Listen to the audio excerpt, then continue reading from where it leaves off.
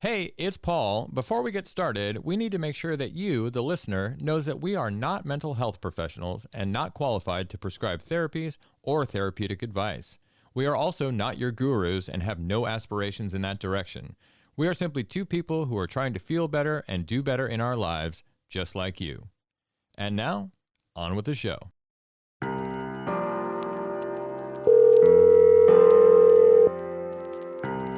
What up, home skillet? What up, Happy Meal? How are you? I'm good. What's going on? What's shaking, bacon? I'm calling about the podcast this week. I got an idea for our topic this week, and because I think a lot of people experience it. Yeah, it's fear of failure is what I'm thinking for this week. I don't know about that. What? No. What if we screw it up, dude? For a second, I thought you had a legitimate concern about this topic. I mean, isn't it though? I mean, we could screw this up, really. We could. That could be with every podcast episode. So yeah. Let's do it. I say we go forward. All right. Yeah. All right. Cool. I'll see you in the studio. Later, dude. Okay. Bye. We've all been there. There's something that we want to do or try, and even though we may objectively have a decent chance of succeeding, something holds us back. That nagging little egoic voice that endlessly repeats, what if it doesn't work out? And if we give that voice credence for long enough, we become stuck in our comfort zone, resistant to criticism that may help us, and inflexible in our mindset. Today on the show, we're exploring the fear of failure. Where does it come from? Why do we all have it? And what can be done about it so we can grow, expand, and embrace the uncertainty that comes with a new adventure? So if you're ready for takeoff, let's go.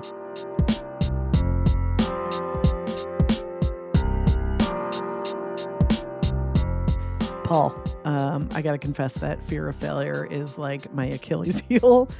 I have a hard time with it. I'm sorry I suggested it. Let's do something else. Yeah. I'm uncomfortable. I'm freezing. I mean, look, it is for a lot of us, you know. I mean, I probably have less of it now, but only because I worked on it. And, you know, I know it's a constant problem and stops us from doing so much stuff. And that's why I wanted to talk about it this week, because I see a lot of people who are, you know, straight up just not doing what they could do, what they want to do with their lives because fear of failure is stopping them. Yeah. And it's like, I logically know that it's often unreasonable. It's an unreasonable fear. But emotionally, man, it's just like I'm trying to figure out how to get it from the emotional center into the logic center so I can move from there. It's tough because it feels so real. It emotionally feels so risky, you know, to do anything that you're not comfortable with. And there's so many things that are, you know, in your mind that are against you to begin with. And it's hard to get off on the right foot with anything new if you've got that much, you know, that many old tapes running in your head. Yeah, I feel like I'm unthreading like the world's biggest sweater. Yeah. It was a terrible analogy, but I'm going with it. No, I get it. And we get it from childhood, right? I mean, that's mainly where it comes from. Yeah, as kids, a lot of us don't understand that adults don't have their shit together, and we take their words and their actions as like the absolute truth. I know looking back through the adult lens of my childhood, how many different teachers and different parents and school authorities and things like that I thought knew exactly what they were talking about. And I'm realizing like they didn't know anything, just the way that we don't, right? But as kids, we absorb that fear, which causes us up to freeze and not engage, or we end up playing small, or we try too hard to control all the outcomes in an effort to never fail. Yeah, I like this. I like this part that you also put the teachers in there in the last sentence, because we should really add that our culture doesn't help here either. It's not just your parents that can, I mean, your parents are your main role models, obviously, if your parents are around. But, you know, your teachers, your friends, any media you're exposed to when you're a kid, I mean, it can all play a part in how you relate to fear, because there's a lot of it out there, and you're exposed to a lot of other people's ideas about fear. And you, guess what? You model that behavior. Yeah, you kind of inherit that anxiety, right? Yeah. Well, if your parents weren't very supportive or present, you might become terrified of navigating failing on your own. And you can often, I know I stayed in my comfort zone and avoided challenging situations sometimes. So that's one way it comes up. And if your parents were really doting, you might have absorbed the idea that you were superior or exceptional to other children.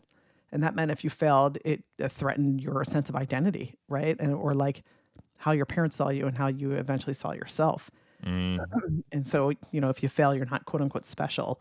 And if your parents were perfectionists, you might have become a control freak because anything less than quote perfect wasn't good enough. So we kind of carry that into our adult lives, and we can see it play out in any office situation, right? Yeah. Oh man, that last one I know really well. That perfectionism, it's like a constant struggle for me. That's mine. It wasn't that they were doting parents. That's for sure. I was told in no uncertain terms that I was not special.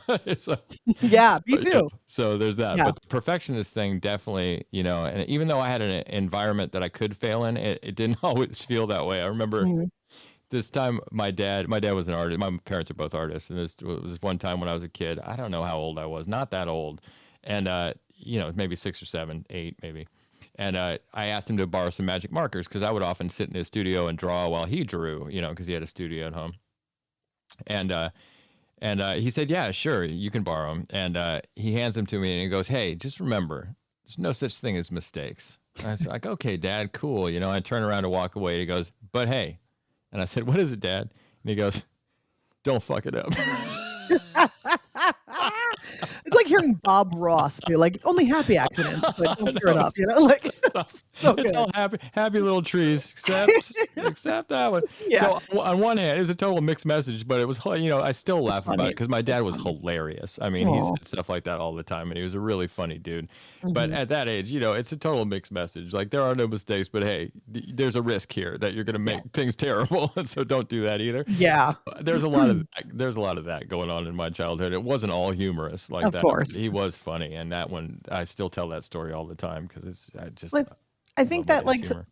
a great environment for parents to set up is one where kids can fail safely, or even that like their kids can see them fail sometimes and see how they recover. Because that's really what you need to learn as a kid is like resilience. That it's okay. It's the resilience, right? And then like we internalize their judgments, right, as kids, and so. If they set up that environment of feeling unsafe and you feel that judgment, then we carry that with us, until we start unweeding that. I'm 48 and I'm still trying to unweed. I got a lot of weeds, man. Yeah. It's weeds keep coming back, or different weeds, but you got to keep weeding. Yeah, no, I get it. So I think that's number one on our list today is like unsupportive or perfectionist parents. That's one of the causes of fear of failure for sure. Right. Another thing that we talked about when we were talking about doing this episode was associating failure with identity rather than the task at hand. What do you think about that? Well, I think when your value is associated with your ability to perform, it's capitalist mindset, and we internalize that in ways that I think a lot of us don't really stop to really break that down of what that really is. And then, so, it's like, how many people do you know that are like, that freak out about their job because they're not performing perfectly all the time, right? There's such pressure, but and then we think that's us, But the switch that I realize is like going to growth mindset, which is it's more similar, I would say, to the scientific method, where you view the task at hand through the lens of curiosity, and then you test again and again, and with each failing or failure of that testing, you modify, and then you try again so that you get closer to the solution or the place you want to be. So it's part of the process, and failing is part of the process and not your identity.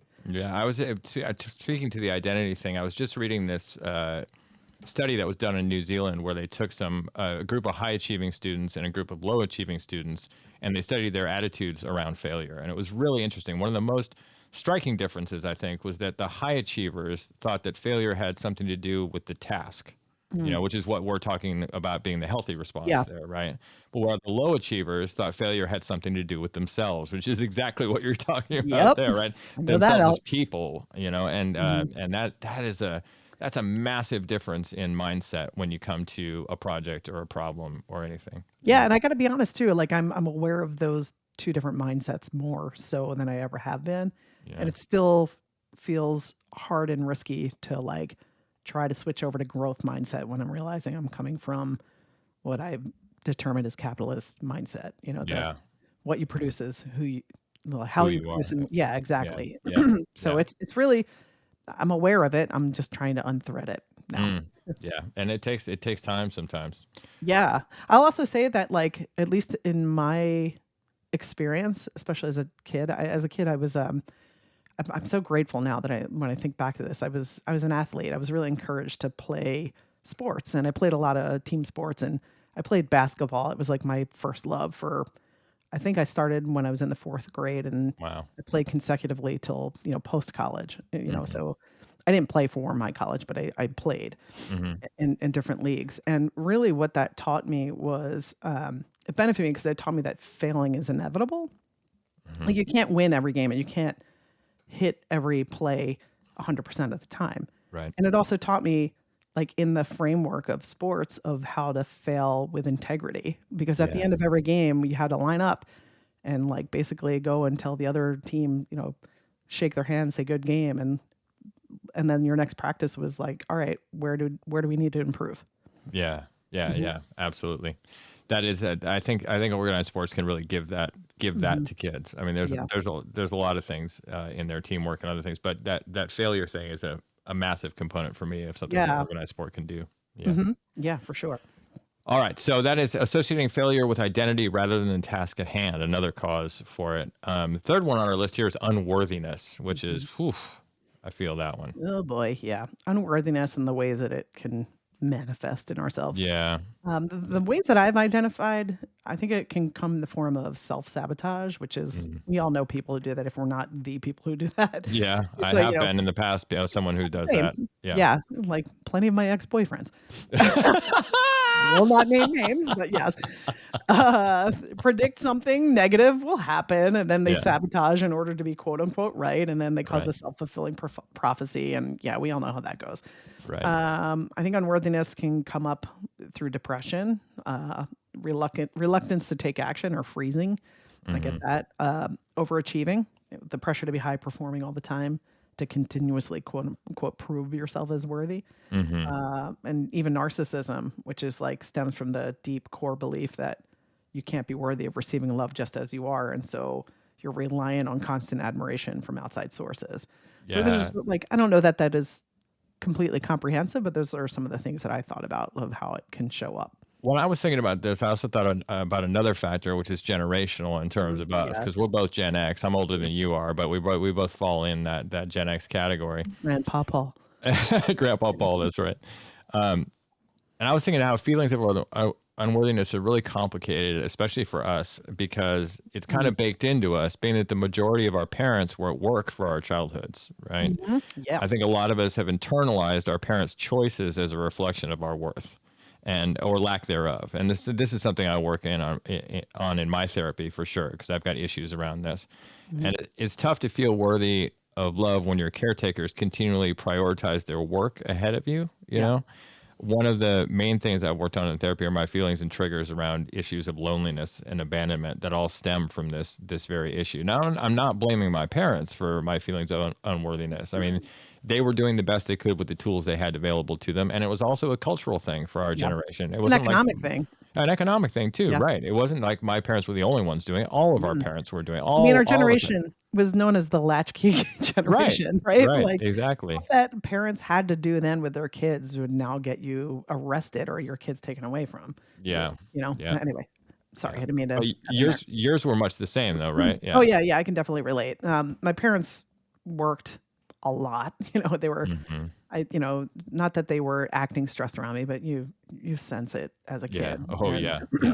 Yeah. it was just, I'm realizing now it's, now that I'm approaching 50 that where they were dealing with their their jobs and performing there, and then, like, their aging parents and raising kids and economics, struggles and all that stuff, so trying to make ends meet for my brothers and I.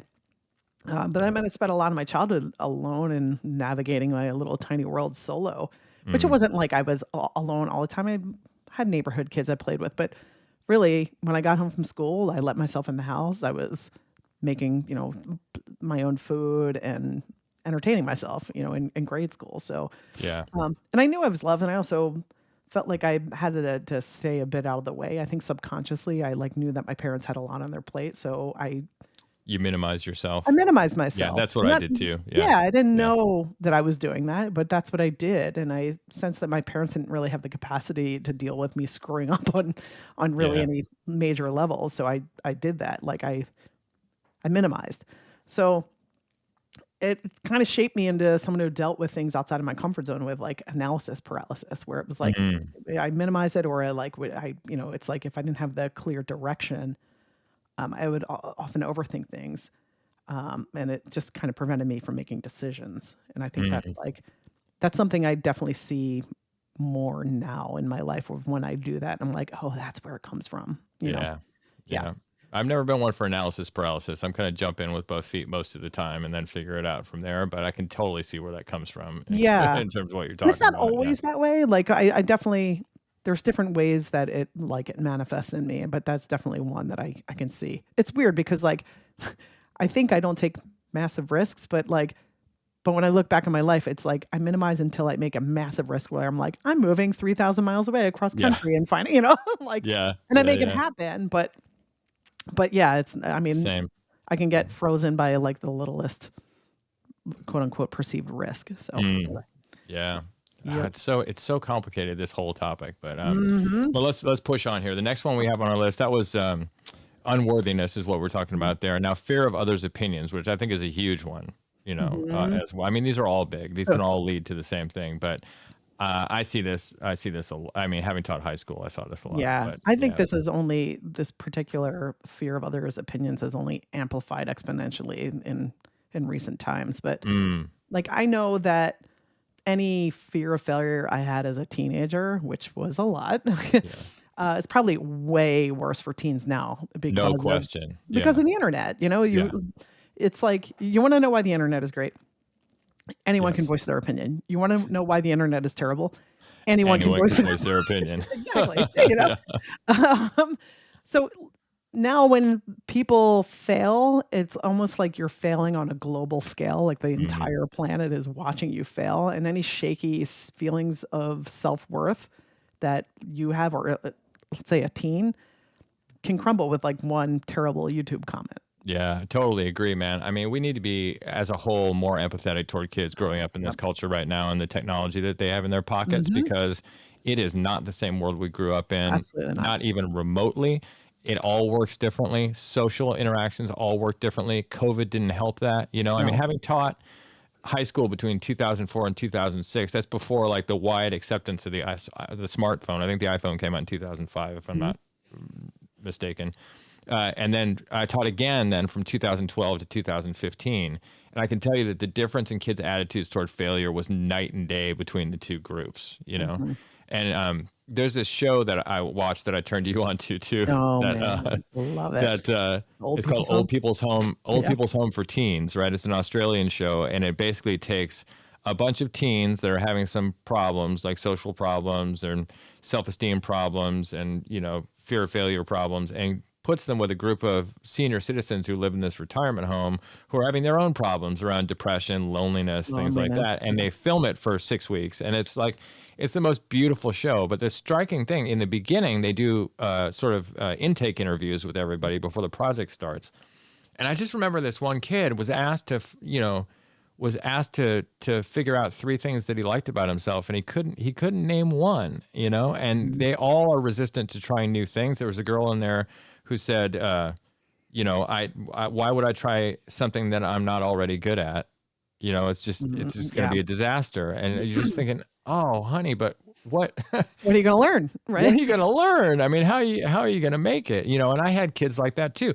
I taught stagecraft and several other things, but in my stagecraft class, I would have them all draw at the beginning of the class. I just put out some wood or something on tables, and I was just draw this for the first 5 minutes. Just every day, just a little sketching.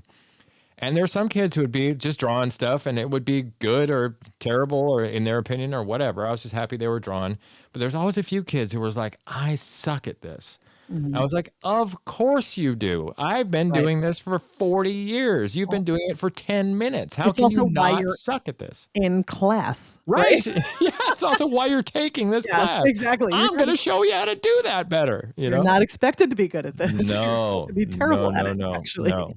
No, But I it's get tough. that. It's tough for them to put themselves out in the world. And later, for us adults, it's tough to put ourselves Mhm. out in the world in that Yeah. same way, you know? Yeah, and I think, like, when you put yourself out there in the world, whether it's through creative outlets or your job or, I don't know, just simply existing in a public sphere, it can cripple us with the fear of failing, and I Mm, think that, like, I mean, just take the whole notion of cancel culture, mm, right? It's like, mhm.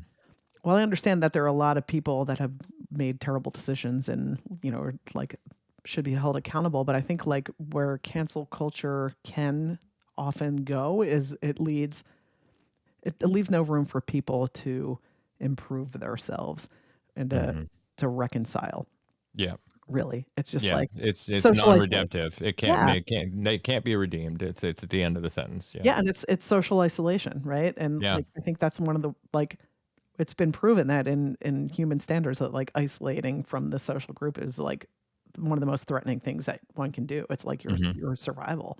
Yeah. So, I don't know, we can become we can turn in all sorts of ways of fear of failure can come through in all sorts of way through because of that fear, including, like, people pleasing, right? Like, Yeah. if you're going to be held to a standard where it's about the perceived, like, culture accepting you or not, it doesn't leave a lot of room for authenticity and improvement. It just leads to, like, what is that? It's herd mentality. Yeah, it brings up this to me. It brings up this story I read the other day about Julia Roberts took a selfie with her daughter while they were playing board games or something like Mhm. that, and then put it on social media. And she wasn't wearing makeup or whatever, and the backlash was unbelievable, just unbelievable. Like, oh, is she sick? Oh, is she? Like all this terrible stuff. She looks like, what happened to Julia Roberts? All this, and she was really hurt by it. Mhm. And that's somebody who's got millions of dollars, is objectively beautiful, and Mhm. has what most of us would consider a fairly charmed life. Right. Imagine being a teenager getting that kind of feedback in there without any of those resources or the years behind you to understand how to separate you from what people say about you. Yeah. I mean, it's Yeah. daunting at best, you know? I mean, it's tough for everyone, but I think for women, like, I'll speak for myself. A lot of my adult years have been they've been spent recognizing that no matter how I exist in the world, someone's going to have an opinion on it, right? On how I conduct myself, I and sure do. right? Why you look like that, Nora? Yeah, no, it's going to be an opinion of how I conduct myself, or how I look, or how I'm perceived in the context of being. Most of the time, it's in the context of both being too much and not enough, right? Like, Yeah. Yeah. so it's taken me into my adult years to adopt the attitude more and more that I might as well get to figuring what I want for Mm. myself rather than what everyone, like, them people pleasing, because I get to live life on my own terms. Yeah. But it doesn't mean you don't get dragged all the time for it, No, no, right? surely not. All right. Fear of other people's opinions. That was number 4. We got a couple more on the list of causes, then we'll get to what we can do about it. Right. But this Mhm. one is a big one too, and that's shame. And it's another complicated one here, I think. Yeah, the shame monster. The shame monster, the Yeah, shame puppet. yeah, Yeah. exactly. Anies Nitton said that shame is a, quote, lie someone told you about yourself, and I love that because That's a good quote. Yeah. right? Yeah. I really Yeah. dig that. Yeah. I really believe that the root of the fear of failure is shame, right? Mhm. And specifically the shame that we're not inherently good enough, Yeah. right? Yep.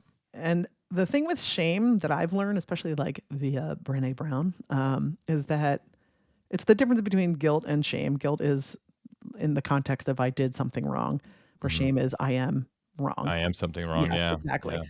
But that shame can only thrive in silence or secrecy. So Mm. the act of burying and silencing our shame is what really messes up this the most, and it Mm. gives that shame power over us. So the opening up about our shame in safe environments, let me say safe environments, Oh, yeah. Right. allows us to identify whether it stems from an irrational fear, which then reveals how unnecessary our thoughts are around that shame.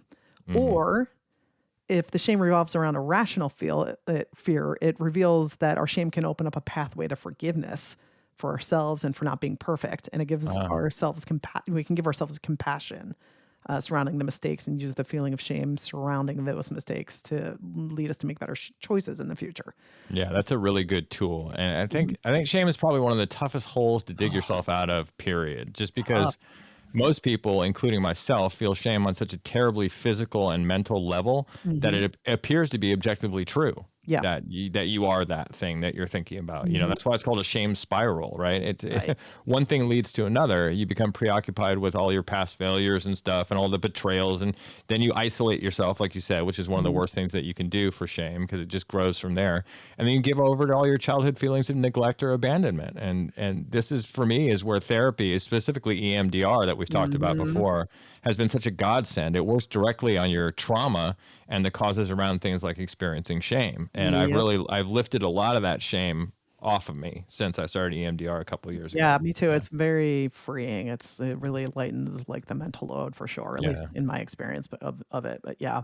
And it's really opening up in that safe environment for like with my therapist Yeah. and getting vulnerable about it in a safe environment. It's what actually fosters intimacy and actual connection. And I think that's the thing. We see a lot of people who are isolated because they are carrying shame that's not theirs to carry, right? Yeah. Yeah. And then, that's how we heal from it is to like actually start opening up about it and identifying it, being aware of it, identifying it, and then talking about it because that's Yeah. most other people are feeling the same thing. Um, and then like as we age, I think we get a lot more risk averse. And Mm. I think it's because of, we have the mileage to have traumatic experiences and some risks we've taken that didn't work out the way that we wanted it. And Yeah. so we kind of often start to play smaller. Yeah. Yeah. I agree. Yeah, and then, like, we also deal with imposter syndrome, which is ugh. It's so funny to Yeah. think, like, when you think you have imposter syndrome, and then you like realize that like the president of the United States has imposter syndrome, or like Yeah. he's multi-million dollar CEO making, or like I don't know what I'm doing. Yeah, yeah, Yeah, absolutely. I mean, I think everybody talks about it, yeah, who in interviews when they're doing something like Jay Shetty hmm interview or something like that. Somebody who's like gets into the nitty gritty of people. They all talk about their imposter syndrome. You know, I want to go back to hmm shame just yeah, for a second, and mhm, like the one thing that I just wanted to say, one thing that I really carried shame about in my life was like mhm, the end of my last relationship mhm, before my current relationship, and it ended. You know, my dad had Alzheimer's, as you know, well, he had dementia, as you know, Lewy body dementia, and that was it. We moved back to California to take care of him and spent 5 years doing it. And she really did a lot of work, and I really did a lot of work, and it was really hard on both of us. And mhm, at the end of that, when my dad passed, you know, a year later, when it was time for us to move out of that house, our relationship ended, and I carried around a lot of responsibility and like shame around that. Like I brought her back here to do this, like mhm, not giving her credit for for the fact that she decided to do it as well, right, and now she was deciding to do something else. She was deciding to go live her life in a direction that she thought she wanted to go, and I was so covered in shame. It was hard for me to let all that go and let that be a decision that we both made instead of taking blame for it and feeling shame mm, around, you know, the fact that I caused this thing, you know. And only later through, and we're still good friends, by the way, you right, know, where I should say that we're still very good friends. We talk every week, but you know, I was carrying all that stuff around, and so I couldn't be present to what was actually happening at the time. yeah, That's the other thing that shame does. It takes you out of the present, right? And yeah. just puts you in this weird place in your head, you Yeah. know. I think for a lot of people, and I know like in my past that I try not to do this anymore, but when you're met with your own shame surrounding something or you're in a shame spiral, a lot of people will just will kind of just like not ever address it. Like if I don't look at it and I don't address it, then I don't have to think about it, but that it doesn't go away, right? Yeah. And Yeah. like this isn't my proudest moment, but years ago, I was living in San Francisco at the time and was away from, my parents on the East Coast.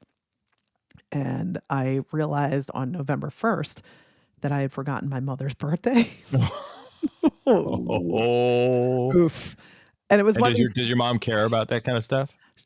I mean, I think she definitely no, she definitely was hurt. Like Uh-huh. that Yeah. was it's like I'm not mad, I'm disappointed, Yeah, Or yeah, like, yeah. which Oh, was, that's I the don't know if worst she thing to actually said that hear. right, where you're like, "Oh." Oh, But it's a reason, not an excuse, let me be clear about that. My mom was born on her birthday's on Halloween, October right. 31st, and there's a lot going on, and when I was in San Francisco, I lived in the Mission District, which, like, Halloween and Day of the Dead, which is November 1st, are, like, Hmm.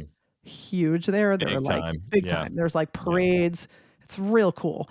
But I yeah, think I was so just, like, hyper focused on my work and then the dance company I was in and then preparing for, like, Halloween festivities and then, like, a bunch of other stuff that I, like, it wasn't that I, like, completely forgot. I think the day before I was like, "Oh, I gotta call my mom," and then that day I just kind of I lost it. blanked it. I Yeah, blanked it. yeah. And it was, like, one of those things where I was, like, afraid to pick up the phone and be like, "I really screwed this up."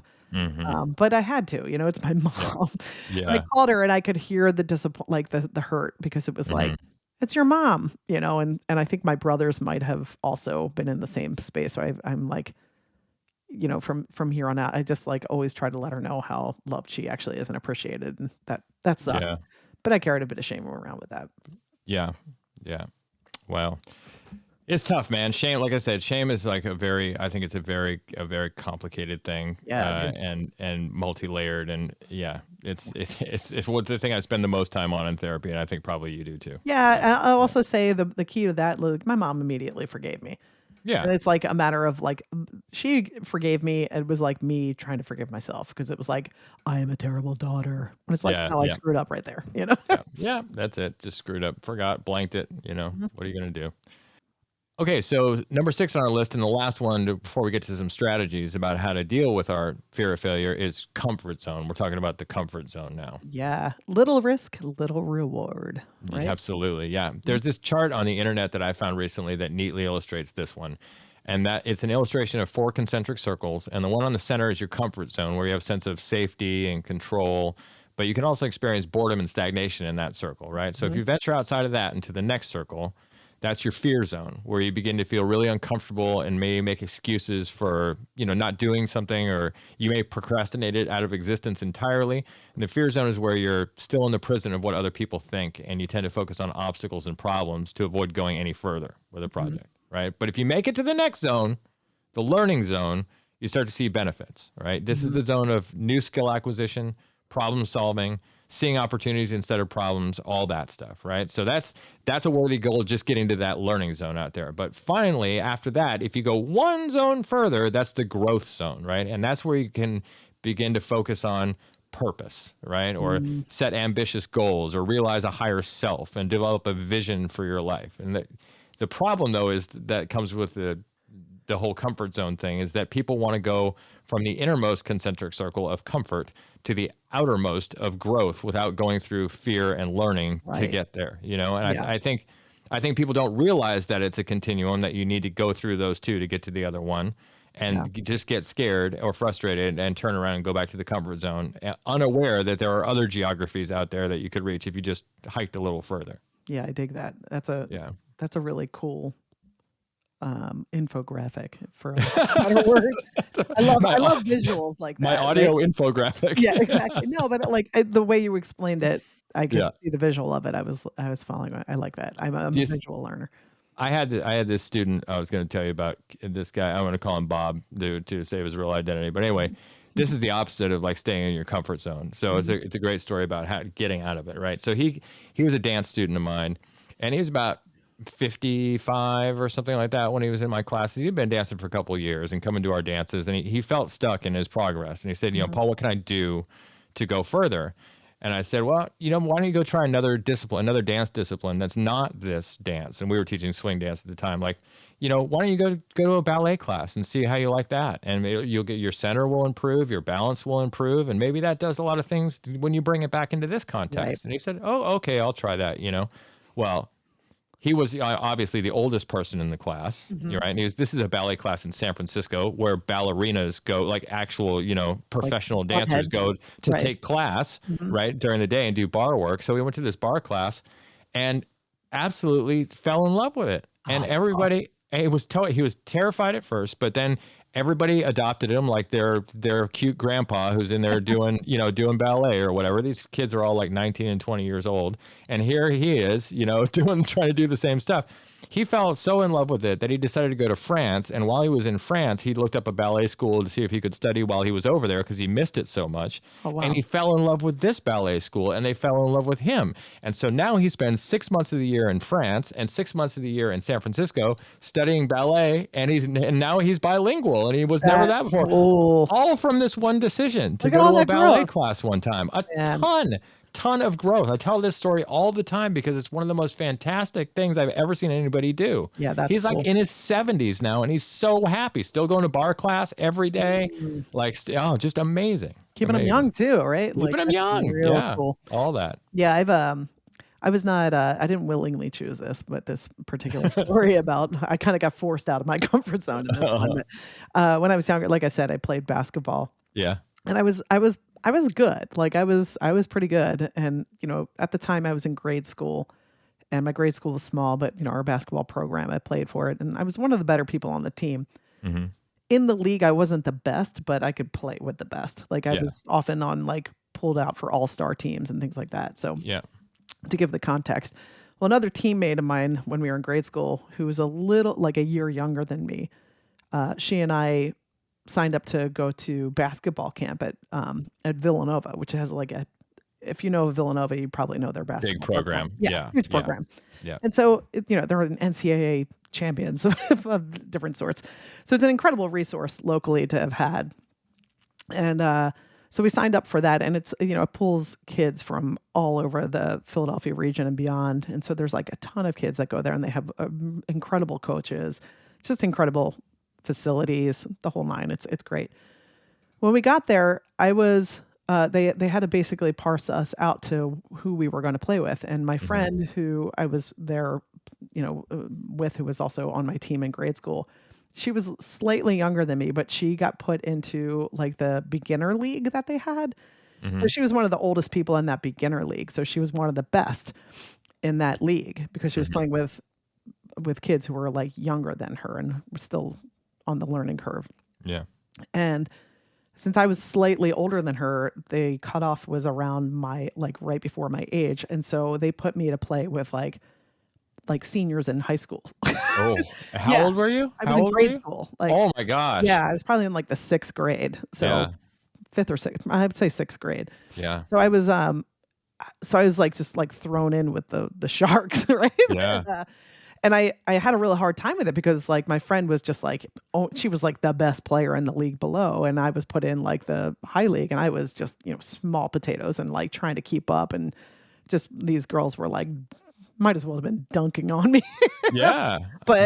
And I just felt like I was way out of my comfort zone in that regard. So I didn't really, at the time, I couldn't really see that I was drastically improving in my game because I was playing with people so much better than me and really just kind of thrown in there and forced to kind of figure it out. But it was when we went back to playing in our grade school league that after that, I was crushing it on the court. Were dominant, right? Yeah. I had acquired all of these new skills that I don't even think I really realized how quickly I was improving my game by being forced into playing with people way better than me and way out of my comfort zone. Well, it's lucky you didn't quit, right? I know, that's what a lot of people would have done, probably, if they were outmatched by girls who were physically way more developed, way taller, and way more skilled. Oh yeah, that'd be an easy situation. But look what you got out of it. That's awesome. It's great. It was great. It was definitely incredible. A blessing in disguise for sure. Yeah. All right. Well, that brings us to the end of our causes. And good night, everybody. We'll see you next time. No, I'm just kidding.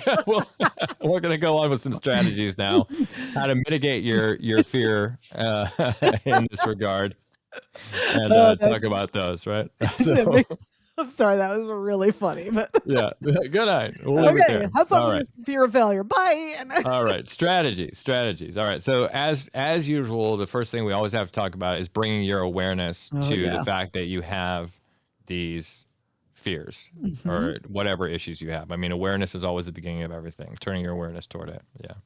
Yeah, I think realizing why you're afraid of failing is the first step in getting better at accepting and embracing failure as like a learning step on the way to Yeah, success. something positive. Yeah, Right? exactly. And like recognizing the roots of those fears can be such an arduous ongoing process. I know it is for Mm-hmm. me, but I find it's well worth it to determine them because it's typically through building awareness that you start to see the big picture of, if you're not aware of the root of the problem, you can't fix it.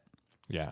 And so most of the time, the root of our fears and anxiety, most of the time it comes from childhood trauma.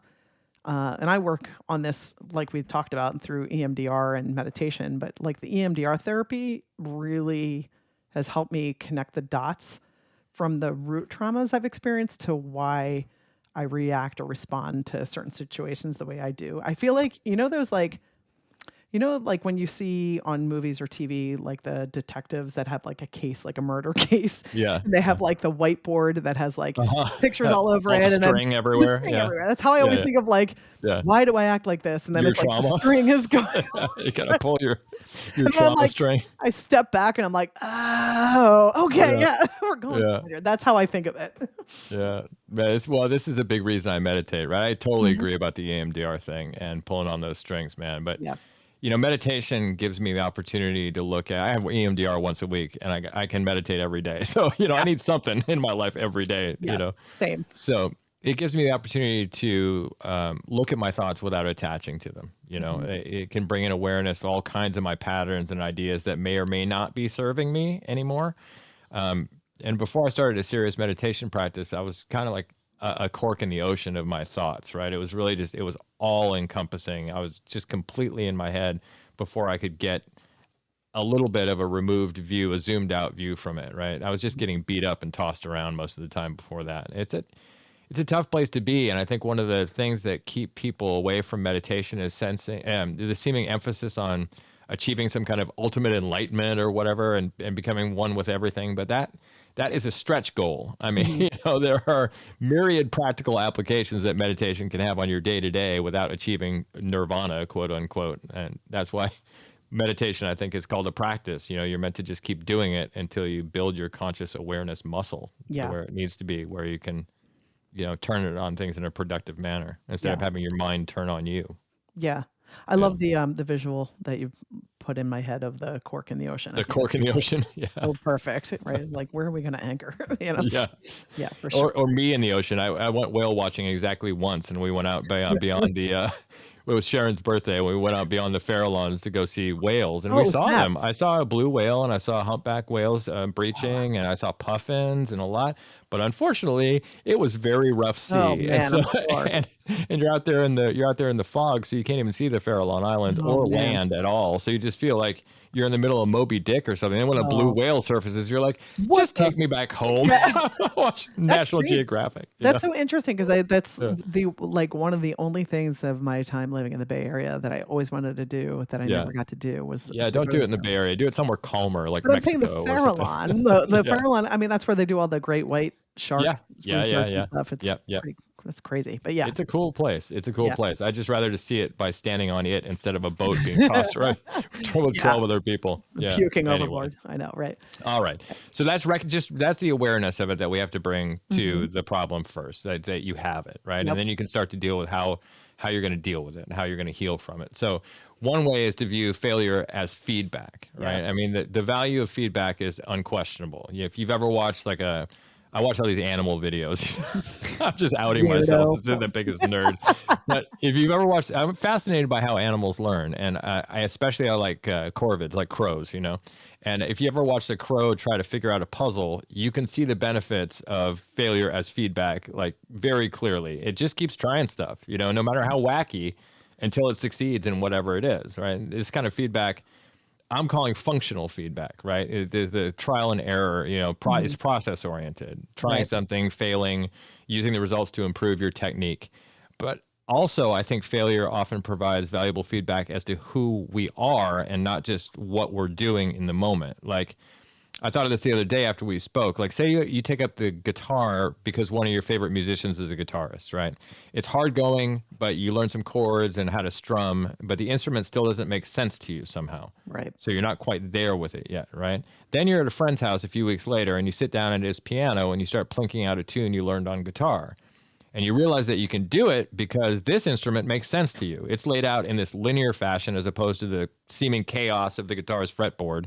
And boom, you found your new instrument, right? Which you might not have if you hadn't failed at guitar. So I try to stay open to all the things failure can show me, whether it's a change of technique or a total change of direction. I'm looking for those things much more in my life now than I used to. Yeah, that's cool. Well, maybe this is opening another door. Maybe because I failed at this, another door's opening somewhere. Right. You know? It comes back to that like scientific method kind of approach of the growth mindset. And I also wanted to say that, well, first off, there's a quote by Thomas Edison that I really dig. Yeah. I know Thomas Edison might be problematic, but there's this really good quote. And he said, "I have not failed. I've just found 10,000 ways that won't work."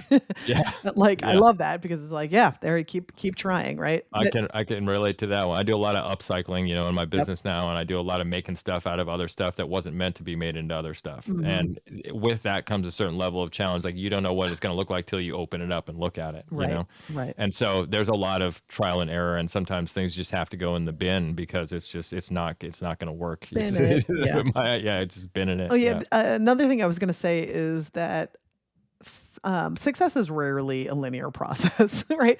I think in my head, I'm always thinking like, it's in my head, it's always the linear process. Like I think a lot in linear terms, and the way I've started thinking about success is like the game. Was it Shoots and Ladders? Do you remember that game? Yeah.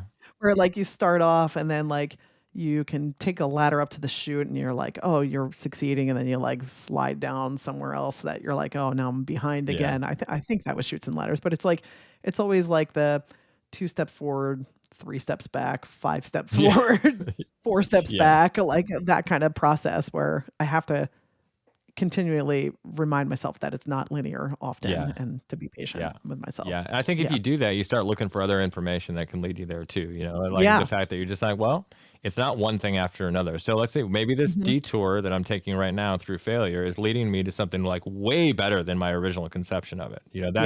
That's what I'm always looking for. Like, how is this making it better? Because it's gonna be better. How's it making it? It could be incredible. If you just pay attention as you're going through that and not take that on as, part of the failure is part of your identity, like we talked about before. Yeah, for sure. And that's kind of what we're going to talk about next is failure as an opportunity, right? And failure can present all kinds of opportunity to you, the opportunity to know yourself better, the opportunity to stretch your thinking and leave your comfort zone. And in some cases, the opportunity to completely change course, like with the guitar and piano analogy I just mentioned. I mean, there's incredible stories of, there's a myriad stories about products that started out as one thing and became another thing, right? Through failures, right? Like, did you know that bubble wrap was originally invented by a couple of guys trying to make 3D wallpaper? I mean, that's amazing, right? I had no idea. I mean, that would never, I mean, think about it. That would never fly. And then when IBM was moving their computers into, I think it was NASA or something, I can't remember. The guys thought, oh, wait a minute, we could try to sell this as packing material. And then if it had stayed wallpaper, we wouldn't have the pleasure today of popping all those little bubbles with our thumbs. It's such a good stress release. Our whole culture would be different, right? There's tons of stuff like that. Like Kleenex wasn't for your nose. It was for makeup application at first, right? Wow. For 6 years, like nobody thought to blow their nose with a Kleenex. Or like Play-Doh was a wallpaper cleaner in the 1930s. And Viagra was for low blood pressure, and Listerine was for, I'm not going to say what Listerine was for. Yeah, well. You can look it up. But yes, look it up. But even Coke, and even like brandy, brandy was it was discovered completely by accident. It was like, they were trying to save money on taxes and ship less wine. And so they distilled it down further, and then the sailors drank it and were like, yeah, this is decent. Let's sell this, And then all of Wisconsin celebrated with the brandy old fashioned. The brandy old fashioned. I have to say that because my husband is from Wisconsin, and man, the old fashioned is made with brandy. No question. Anyway, there's tons of that where you can look at tons of people who have failed at one thing, but then turn it into a massive success. Right. That's really, really cool. So sorry, go ahead. No, no, go ahead. I was just trying to think of other examples of that. Of course, Oh, there's I'm there's blanking. But tons. There's yes, there's whole so lists on many. I the think like internet of things. Yeah. whiteout Yeah. and I mean, Yeah, there's this is what the internet is good at, is making lists of stuff like this, right? It's excellent exactly. at that. So you can look up, you can own your look up at that. But Exactly. that brings us to failure as an impermanent state, right? How to relate to failure as an impermanent state, which is the next one on the list here. Yeah. So like failure as an impermanent state is like basically viewing healthy critique as to helping you grow, as like we said before. But I read this story about Prince, who I'm a huge Prince Me fan, too. so I geek out, or greatest of all time. But anyway, Prince apparently was like, he would perform these incredible shows, of course. And if you ever saw him live or had that opportunity, you already know how insanely incredible Oh, yes. craftsmanship Yes. it took to perform at the level that he and his band performed. But apparently, right after the performances, he would get his band and everyone that was involved, and then they would sit down and watch the entire performance together that was recorded, and then they would pick out all the places that they could improve on. And it just like watching game tape for a sports team or something like that. exactly. Yeah. I mean, I think James Brown did that too. I mean, James Brown was known to like fine his musicians for like Oh, yeah. not coming in on time. You know, it's like, which I don't know if that's really healthy critique, but Yeah. Well, it's a type of critique. yeah. But it's but it's really what got these artists to become the legends that they are. Yeah. Yeah. Just constantly developing.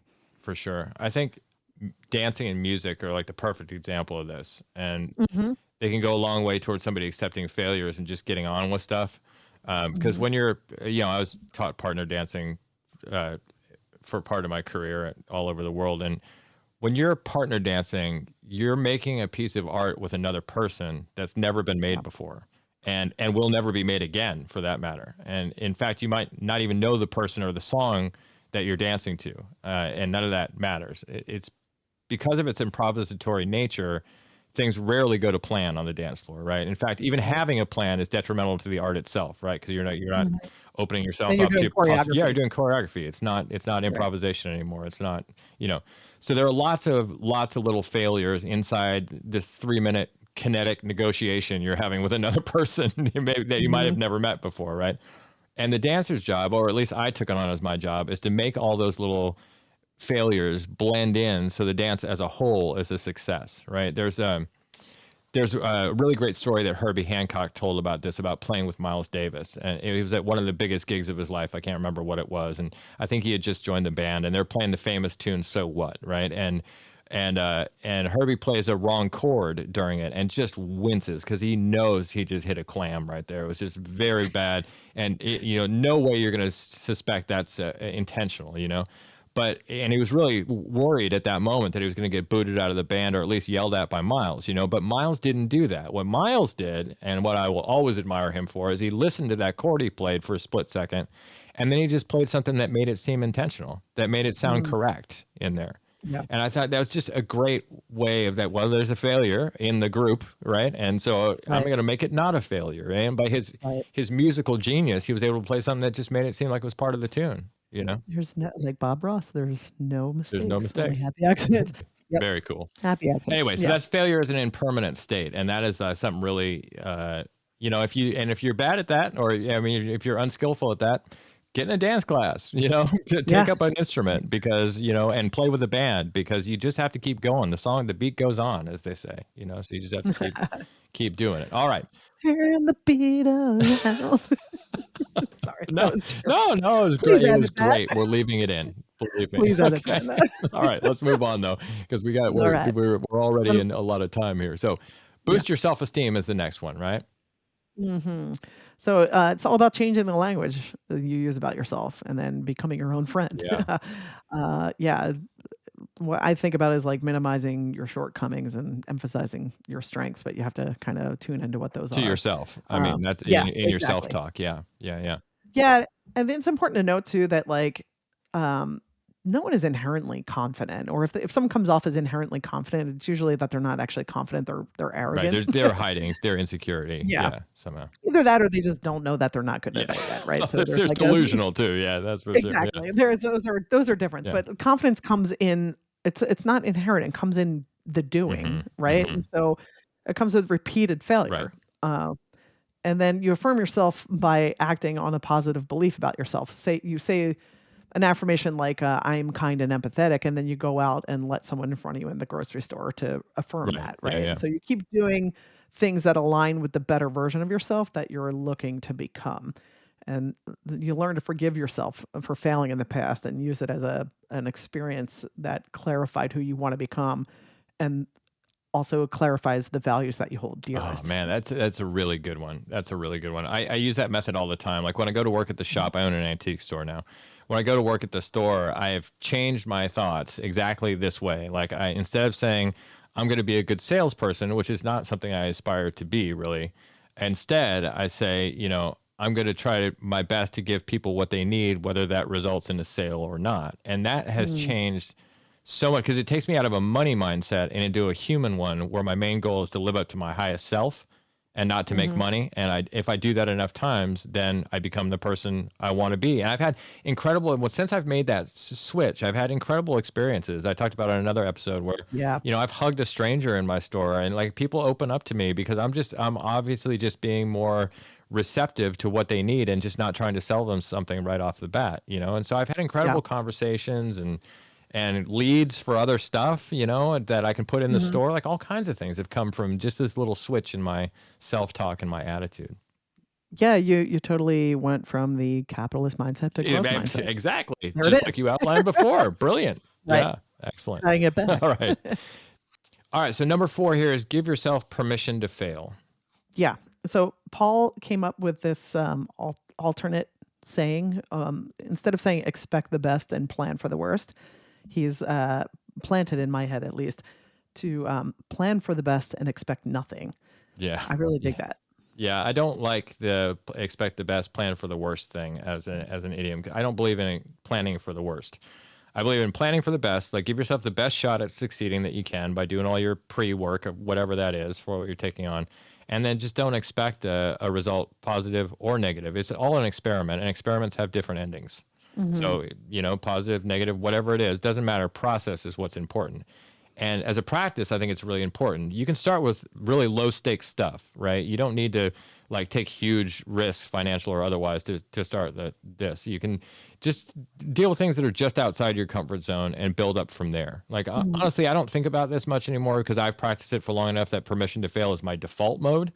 And if I really want to do something and the want of the thing outweighs the fear of it, then any failures I experience on the way are forgiven in the service of that goal now. And that took me a long time to get to, though, and a lot of experimentation and a lot of thinking about it to get to that point. I love that. And I also do want to address that there are different social standards, I think, for men and women and the permission to fail. Like you can see all the time where there are plenty of male CEOs that get to like crash their companies in the ground and then they fail up. They get hired on as upward, they fail up. And women are punished for not being perfect, quite honestly. And I think so many women are reaching a point where they're connecting the dots of where they were taught that they could quote unquote have it all. And what that really meant is that they would end up feeling like they had to do it all.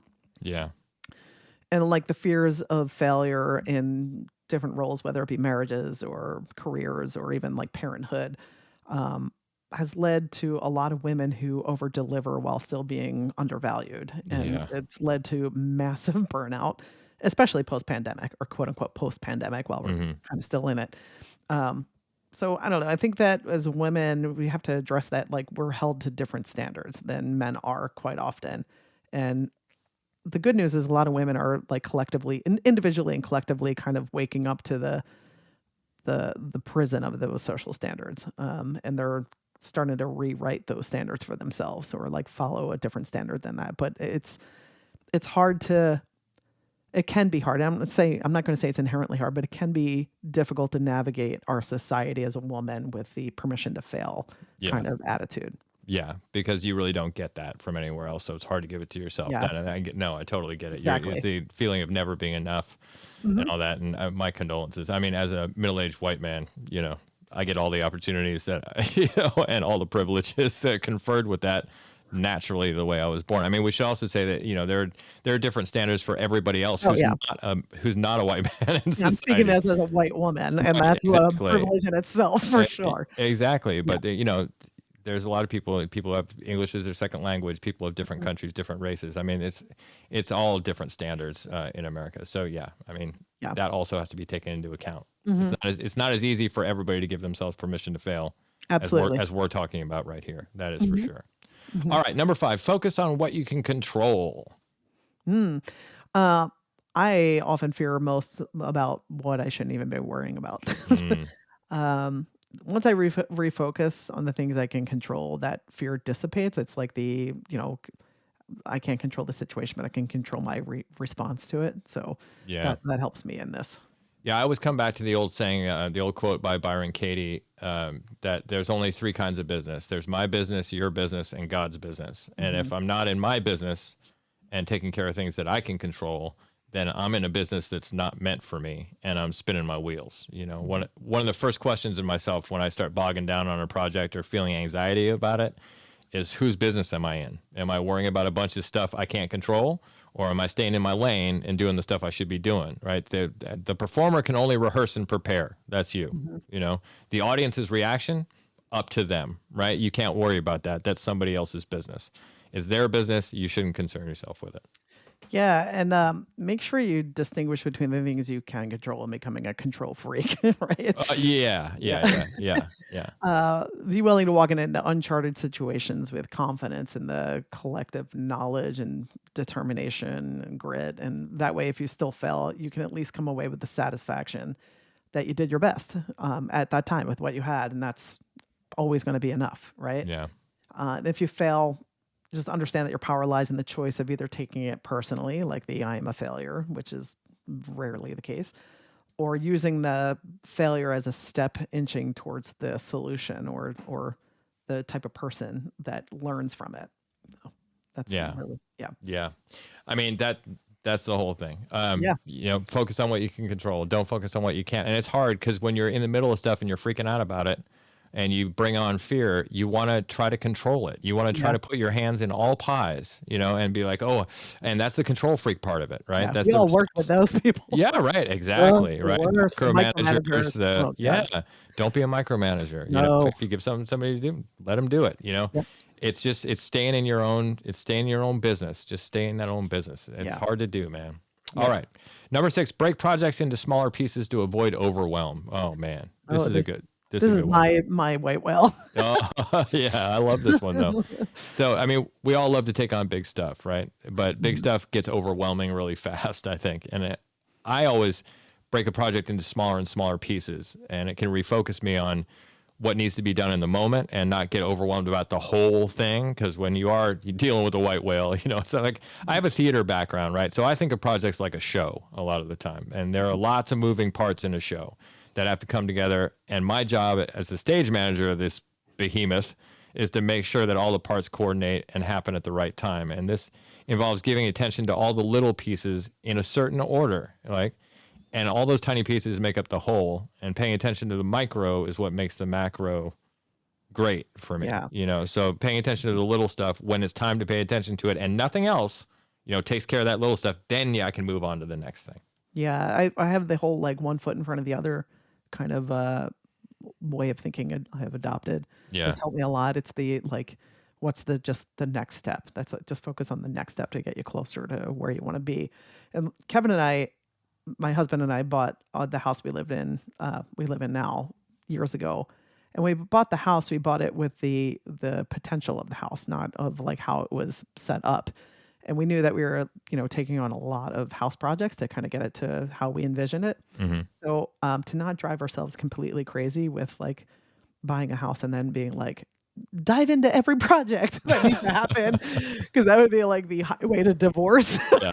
Yes, it would. And we know that. So we adopted a pick two things rule for our house projects. And Mm. so what that is you can't have more than two house projects going on at the same time. Until you complete those, you can't Until move on. yeah, Yeah. exactly. Or Brilliant. like if you complete one and you have one house project, then you can add another one on. Yeah. But it's only two things. That's it. Brilliant. I love Yeah. that. I It's kept love us that. sane for That's, sure. that's perfect. Yeah. That's a perfect way to break your project into smaller pieces. The two Yeah. things rule. I like that. I'm going to start using the two things rule. You're All welcome. right. Thank you. Yes. All right. Next one. Direct your own movie. Yeah, I love this. I got this. I kind of lifted this from Rick Rubin's latest book, The Creative Act, but it's about like detaching yourself from the perceived failure and then seeing it from the perspective of you watching yourself as the protagonist of a movie. So Rick Rubin writes, instead of sinking into the pain of heartbreak or the stress of being laid off or the grief of loss, I practice detachment. And the response might be, I wasn't expecting that plot twist. I wonder what's going to happen next to our hero. There's always a next scene, and that next scene may be one of great beauty and fulfillment. The hard times were the required setup to allow these new possibilities to come into being. I really love that that kind of, what's the word I'm looking for? The analogy to the protagonist and watching the movie, because it really it's a great way to detach from the outcome and detach from the shame, detach from yourself. I mean, yeah. it's a way to practice being the observer of you instead of in the mess Detach of you from the all the trauma. time. Right. Detachment Exactly. from the trauma. Right. I got a lot kinder to myself when I started to think of myself as the protagonist of my own story. It allowed me the space to get outside myself and have empathy and compassion for this guy, Paul, that was doing his best from all the trials and tribulations that were handed to him, and I started to root for myself a little bit more, and once I got outside of it and looked at me, and over time I was able to befriend myself. And, things get a lot easier when you have yourself as an ally, and one way to get there is to, direct your own movie, like look at yourself as the main character and have some empathy for that. It just generates instant empathy, right? Because all the self-talk that you have, all the, like, if you make a mistake and you go idiot during the day or something like that, I don't do that anymore, man. Because once you get outside yourself, like if somebody made a mistake that you knew, you would never go idiot, right? Yeah. I mean, it's rude. Well, it's mean. No, yeah, well, as a funny thing. joking, right? No, But I think it's mean and rude. the key word in that is, what's our hero going to do next, right? Yes, Love I like that. that. You Yeah, look what's our from that hero lens. going to do next? Yeah. Like you think of like Batman or anything like that, Right. where Anybody on the hero's journey, really. yeah, You're just exactly. at that part where you're out to sea and you can't see shore, and Battling Darth Vader, there right? you go, Darth Vader, whatever it is. All right, I like that. Direct your own movie. That's a good one. All right, one more here, and that's reframe your goal. Yeah, the target we're aiming for is experience, not quote unquote success. And like really what it is aiming for better, not perfect. And I feel like I have to tattoo that on the back of my eyelids. Yeah. No, I mean, that really comes back to what I was talking about before about not being results oriented, but rather experimentation oriented, not looking for a certain outcome, but appreciating the process more, Yeah. I often, sorry, go ahead. No, go ahead. I often think of failure as like the tuition I pay in the school of life. It's this, as I'm getting this, it's a good way to think about it too, because I feel like I'm getting this free education every day when I wake up in the school of life, right? But failure is that tuition you have to pay for it. It's just about education. I find that when I focus on getting educated instead of succeeding, everything takes on a different vibe, really. Yeah, I like that. Yeah. Yeah, not only does failure become less emotionally important, but so does success, which is good because you don't linger then, right? You just keep moving toward your education. Just keep moving forward with your school. Learning. Failure can be just as I don't know. It can be equal. It can make you stop as much as fear can. As much as failure can. So I dig that. I saw this thing with the actor Terry Crews, who I really dig. I like Terry Crews. I love him. Yeah. He made a great point about aiming to be quote unquote unembarrassable. Oh, I as like a that. superpower, right? And Yeah. so he gave the example of different when he was like trying to come up and become successful in the way that he was like studying people that he thought were successful. And the thing that he found with them is that they were like experimenting and trying new things, like without and like becoming unembarrassable. And so he gave the analogy of an improv comedian getting up on stage and continuously bombing And in order to learn and sharpen their craft and not be like, I bombed and I'm like, I'm terrible. They would just get up and keep bombing until they, the jokes got better. And so he added that for men. You never, like, he is man just living in this society that puts all these constraints on men that you never want to appear like you failed in a super masculine world, but that's the only way towards growth, right? And that's like his point was to keep trying, allow yourself to fail, and then stay humble and start at the bottom and build up from there. And that's true of not just any random improv comedian. If you watch there was the Jerry Seinfeld, I don't know if you saw it, the documentary pick that he did. I think it was called Comedian. I think that's what it was called. I saw it a while ago, so you'll have to forgive me if I'm getting the title wrong. But in it, there's a scene where he's trying out new material and it's just bombing. And this is Jerry Seinfeld. Yeah. And he's trying to get together his new set and he's going to these little clubs and it's just terrible. It's terrible, unfunny material. And he left it in. And it spoke volumes to me about, you can feel however you want about Jerry Seinfeld, but it spoke volumes to me about who he is as a person, to go up there as somebody as famous as he is and absolutely bomb and just get up and do it again. It was just an experiment to him. He wasn't there to get laughs. He was there to improve his set. Yeah, I love it. He was there to become unembarrassable. Yeah, amazing, man. Amazing. That's really cool. All right. I think we're gonna land this plane, Paul. Let's land the plane, man. We've certainly talked about a lot of stuff. Okay. All right. We got a 3-point landing here. Number one, awareness. You can't fix what you're not aware of. Like James Baldwin said, I think I used this quote before, not everything you face can be fixed, but nothing can be fixed until it's faced. That's perfect. And it's perfect for that. Once you figure it out, then you either stay in fear or you can face it. One of the other. The next of our 3-point landing is causes. And the majority of the issues we covered in the causes section have to do with the past. And a lot of times you can't move forward until you go back and investigate early causes and past traumas, which hint, usually are stemming from childhood crap. Right. And like I said, Paul and I tackle this through like meditation and EMDR, but those aren't the only ways to go about that. You can find your own way, what works for you. Yeah, and we will do a whole episode on EMDR. I know we're always mentioning it as we go along because it's such an important part of our therapeutic lives. But we will do a whole episode on that and explain further what it is and how it works. All right. Number 3, strategies. Bear in mind that our strategies don't have to be yours, right? Those are just things that we found to be useful to assuage our own fear of failure. And that's not to say that you can't find your own way out of the woods, Yeah. And I wanted to close with this quote here from Aldous Huxley, if we could, and that is, love casts out fear, but conversely, fear casts out love. And not only love, fear also casts out intelligence, casts out goodness, and casts out all thought of beauty and truth. Ooh. In short, fear gets in the way of everything. Aldous Huxley. Aldous Huxley. Sorry. Not sorry. You always got to end on something goofy, don't you? I love you, man. This is where my brain goes. I love you too, Paul. All right. Just catch you on the flippity. See you next week. Freedom over cycle stays the same. If you'd like to get in touch with us about anything you've heard on the show, please feel free to drop us an email at ifweonlyknewthenpod@gmail.com.